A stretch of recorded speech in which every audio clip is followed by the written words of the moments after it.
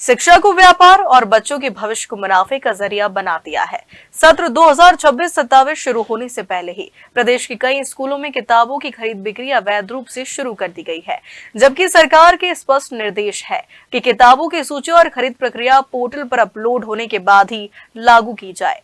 हैरानी की बात यह है कि अभी तक सरकारी पोर्टल पर कोई भी सूची अपलोड नहीं की गई, जबकि नियमों के अनुसार 31 दिसंबर की ही प्रक्रिया पूरी होनी थी। इसके बावजूद स्कूल प्रबंधन और शिक्षा माफिया की मिलीभगत से 4 से 5 बड़े दुकानदारों को फायदा पहुंचाने की साजिश खुलेआम चल रही है।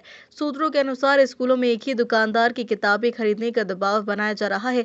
अभिभावकों को विकल्प नहीं दिया जा रहा, जिससे मोनोपोली को बढ़ावा दिया जा रहा है। स्थिति यह है कि 90% किताबों में कालाबाजारी हो रही है और एमआरपी से कहीं ज्यादा दाम वसूले जा रहे। मामले को लेकर जिला शिक्षा अधिकारी से लेकर शिक्षा मंत्री तक शिकायतें की गई, लेकिन आज तक कोई ठोस कार्रवाई नहीं हुई। इस गंभीर घोटाले के खिलाफ हिंदू महासभा भोपाल ने भी विरोध दर्ज करवाया। वहीं नेशनल मीडिया स्टेट हेड और मध्य प्रदेश पलक प्रदेश अध्यक्ष कमल विश्वकर्मा ने पत्रकार वार्ता कर कमीशन खोरी में लिप्त लोगों के नाम पर दुकानदारों का खुलासा किया। देखिए, मैं थोड़ा सा आपको ब्रीफ करना चाहूँगा। संयुक्त जो सीबीएसई के नियम संशोधन कर कक्षा 1 से 8वीं तक के नियम लागू करें। राष्ट्रीय बाल संरक्षण आयोग एनसीईआरटी शिक्षा के अधिकार अधिनियम 2009 द्वारा धारा 29 के तहत सभी स्कूलों में एक समान एनसीईआरटी की किताबें लागू करना अनिवार्य है। मध्य प्रदेश मिडिल माध्यमिक उच्च माध्यमिक पाठ्य पुस्तक नियम 1973 के तहत किताबों का निर्धारित करना सरकार की समिति द्वारा दिया जाना तय है।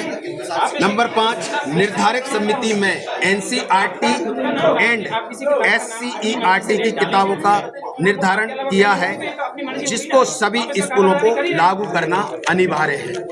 साथ में स्कूलों को के द्वारा स्वयं कोई भी अपनी मर्जी से किताब को प्रकाशित या नहीं चला सकते, जबकि सरकार इसका उल्टा कर रही है, स्कूलों में सूची मांग रही है। मध्य प्रदेश के निजी स्कूलों की निजी प्रकाशन की किताबें उपयोग कर रहे हैं, जबकि 5वीं और 8वीं की बोर्ड परीक्षा होती है जिसमें एनसीईआरटी किताब आती है, लेकिन जब निजी स्कूलों में पढ़ते हैं तो बच्चे फेल होते हैं। ये हमारी सिर्फ एक ही मांग है आपके माध्यम से मध्य प्रदेश सरकार से या शिक्षा विभाग में। हम इस प्रदेश के नागरिक हैं, हमारे बच्चे पढ़ते हैं, तो आपके माध्यम से बात जाए कि जो सरकार के नियम और कानून बने, माननीय महोदय जी, आप उसको फॉलो करा दीजिए तो हमारा सारा काम हो जाएगा। लेकिन आप निजी स्कूलों के साथ मिलकर अभिभावकों को क्यों लुटवा रहे हैं? कितने प्रतिशत की कमीशनखोरी हो रही है? कम से कम आपको ये जानकारी मैं दे रहा हूँ, 50% से लेकर 80% तक की कमीशनखोरी ये हो रही है।